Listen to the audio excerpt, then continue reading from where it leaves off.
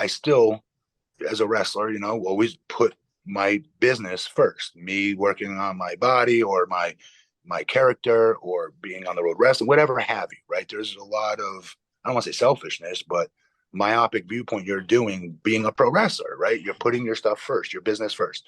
Well, this is the first time I didn't have that feeling with my son now. And I started to pay attention to who's making the decisions around here and the environment my little boy's going to grow up in. And then, from there, it just started to snowball with more questions I started asking, the more I was getting more answers. And I learned that I live in a 150-year-old city here in the city of Longwood, Florida. It's a very small city. We're only 16,000 residents.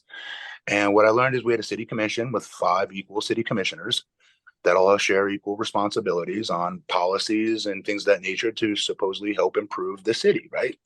Well, I learned we had guys that have been in office for 20 years, 15 years. And again, my son now is nonverbal autistic at this point as well. The diagnosis was just fresh when I decided to run for my first term in 2017. So a lot of it snowballed into me asking more questions, who's making decisions around here. Residents started to see me doing that, and then they all started coming to me and saying, you really should try to run for office.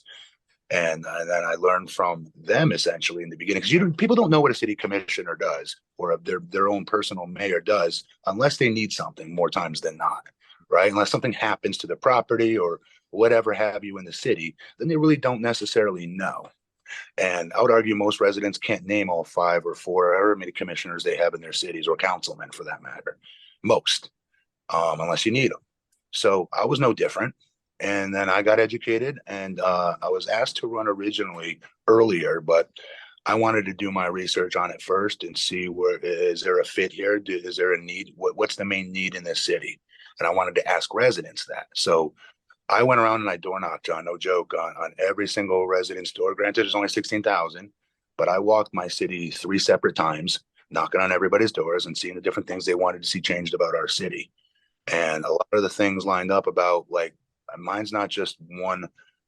I'm not just one prong type of elected official where I'm just super focused on special needs only. It's everything. It's everything, and it's not right or left.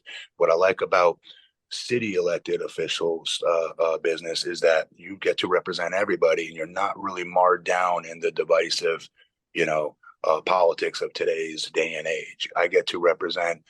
Pothole doesn't care if you're Republican or Democrat, right? The street light could care less, if you're Republican or Democrat.